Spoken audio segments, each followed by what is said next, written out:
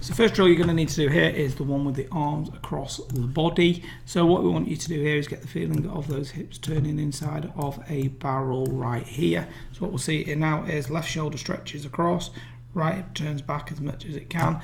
See the left shoulder stretching across, but the left knee is remain very, very stable right here. This is something I really want you to focus on and get the feeling that that left knee is almost staying over the big toe of that left foot all the way to the top of the backswing. I think this is going to be an absolute key move for you. Now what we can then do from there is actually learn what the transition is going to do with this move. So this will be really good for you. You can get the idea of how the head can stay still, left knee, hip and shoulder all move towards the target while the head stays still. You can see now the knee separates and moves forwards, hip goes with it, shoulder also goes, head stays still, where the right shoulder can drop downwards in this direction. So everything is now in a really good position. The next thing we're going to then have a look at for you is how we can start to get that right elbow in a better position to the top of the backswing.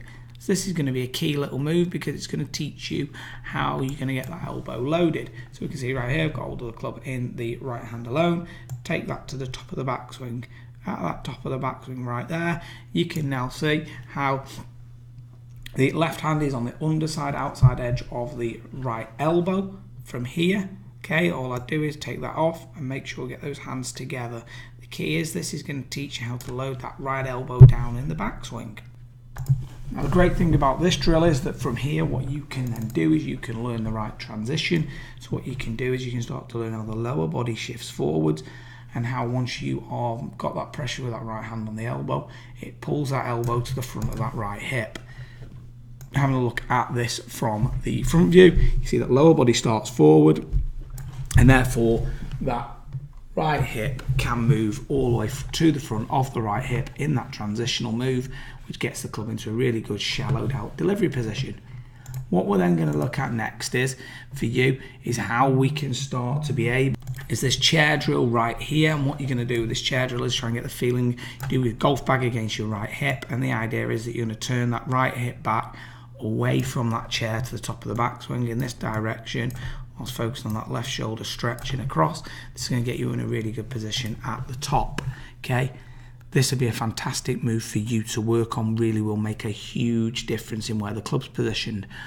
Obviously what we also need to do is not learn how to load that right shoulder back towards the target. So what I would do is this extending the right arm drill.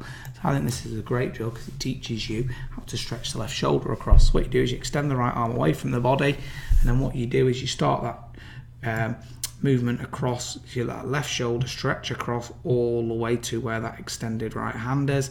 And at the top you get that right palm to pressure against the left thumb. This stabilises it, make sure the upper body isn't tilting towards the target. This will be a great move because it will teach you how to get your arm more in front of your body. Now then, the last drill that we're going to look at here is going to be this stick in the belt loops drill, because this is going to really allow you to get a great feel for how to create room in your golf swing. So what we can see right here is when that right hip turns back to the top here, got that stick in the belt loop. The idea is the right elbow is going to be in front of the right hip, and as it starts down, those arms are going to get back in front of that stick. Okay, so the key is that once that arms are getting in front of that stick, there's going to be more room.